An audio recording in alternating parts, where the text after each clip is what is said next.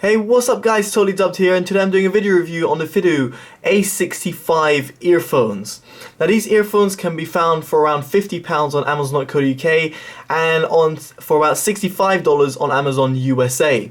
Links will be down in the description below in case you're interested. So let's get on to this review. First of all, what do you get in the package? Well, you've got the box itself, as you can see, which is very nicely designed. You've got a warranty card. You've got 3 sets of silicone tips, which are medium, which are on the ears themselves, large, small, and a dual flank silicone tips. And you've got a nice little soft velvet carrying pouch, which I actually really like. I've been using this for other earphones, in fact. Then you've got the earphones themselves. So the overall packaging is quite nice, considering its £50 price tag. Now the earphones. So the earphones are terminated by a gold-plated 3.5mm jack, which is straight. Now, it's unfortunate that it's straight. I would have preferred a right-angle jack personally, but anyway, it's a gold-plated jack, and its cable runs down to the Y split over here, which then goes into a one-button remote. Now, what you'll notice over here is that there is no cable kinch. Cable kinch being the thing that you usually pull over here that kind of keeps the left and right drivers together. It's a shame that this is not included. On the plus side, the cable itself, it looks really cool. It's kind of copper-esque look to it. I don't know what its material is actually, but it's a really nice look. And speaking about the cable, its microphonics aren't bad. Microphonics being cable noise, when I wore them straight down, I found kind of minimal microphonics, but they were present. And for me, who is really picky about cable noise, I actually wore them over the ear. So yes, you're able to wear them over the ear as well. Now, as mentioned, you've got a one button mic. This works on Android, iPhone, Windows Phone, all the other smartphones that you can think of, Blackberries for example. One button means a play pause, double click goes forwards, a triple click goes back, and then it's obviously got a microphone for calls. So it's really useful, and it works on all different devices. Now the earphones themselves, the housing is actually really well built. As you can see, it's got this brushed copper look, which looks really cool to me. And it's got like a triangular design, yes, Illuminati right there, of the design of the earphone, which is kind of unique to me because you don't really see triangular shaped earphones. Most of the time you see sort of a circular based earphone. So it's quite cool to see that different design, and on top of that, considering its price, it's really nice to see a cool kind of, should I say, more premium looking design as well. Now the earphones do have a slight weight to them, almost I would say like the Monster Turbine Pro Coppers, not as heavy as them, but they have a little bit of weight to them in comparison to other earphones in its price category. So for me, I didn't find any discomfort wearing them straight down, mainly due to its triangular design, but I was more comfortable wearing them over the ear, where all sort of weight is kind of negated.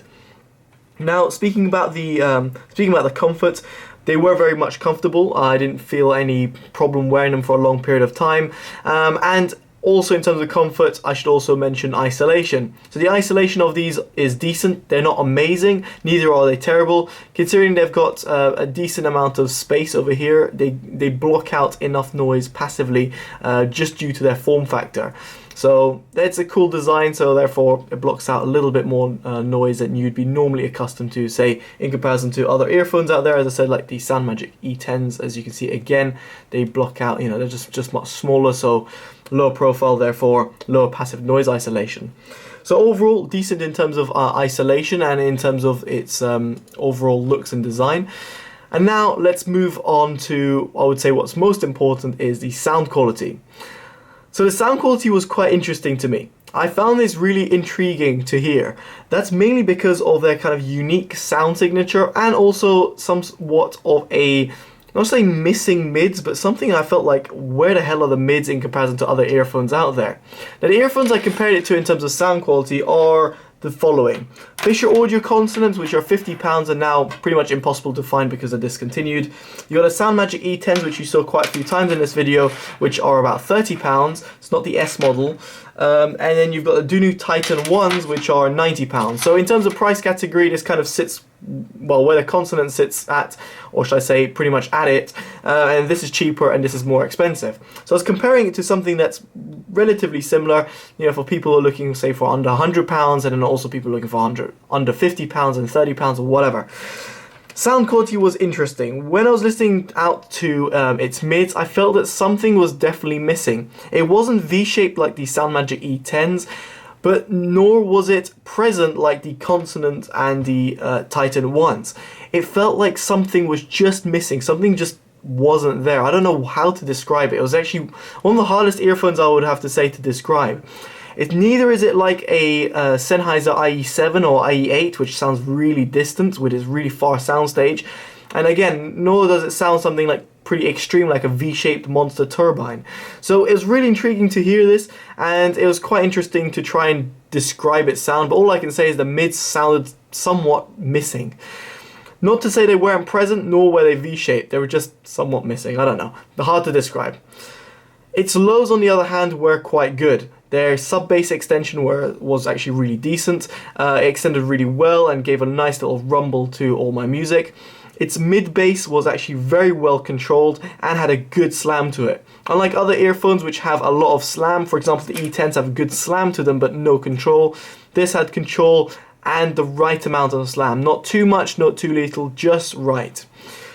Then the highs. The highs were actually very nice. They extended reasonably well, very well considering its price range, and reasonably well in comparison just to earphones, just generally speaking.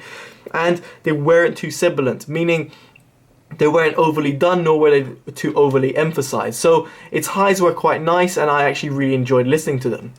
What I really liked about the A65s was mainly their soundstage. Now, due to their construction and just due to their, I guess, to their sheer size, in comparison to other earphones within its price range, the sound was more expansive. It had a better depth and width to it, which was very nice and kind of surprising to hear on a £50 inline microphone earphone. So that was quite cool to hear, and on top of that, its decay in tonality and especially instrument separation was positively affected by that, including the highs, which had more space to breathe, and therefore their sparkle kind of resonated better within the earphone's housing. So overall, its sound quality was good. It's not amazing, but it's good. Considering its price tag at £50 and the fact that it has got an inline microphone and it looks pretty damn pretty in comparison to something like the FA Constant, which looks like, well, right now like a train wreck because I use them so much. But considering its price range, I can definitely say that these earphones are a recommended earphone from me. Not only due to its sound quality, or I gotta say, you know, if you exclude its kind of weird mids, at least to my ears, the weird mids that I experience, overall the sound quality is decent, and its overall looks, design and functionality, the fact you've got the inline mic, makes it an easy recommendation. I would have said if FIDUE could have just improved its mids a little bit, potentially had a bit of foam tips within the packaging, and had a right angle jack, all within the £50 price tag, there would have been an absolute bombshell right there. But anyway guys, I still recommend them and definitely do check them out. As I said, check out the Amazon links in the description below if you're interested in buying them. More than anything, check out on my website for a full written guide on these earphones, written review that goes into way more detail than this video will do. Hope you've enjoyed it. Make sure you give it a like, comment and subscribe. Definitely favorite and share if you find it useful for your friends and family. And more than anything, stay subscribed and stay happy. Take care guys, totally dubbed out. Bye bye.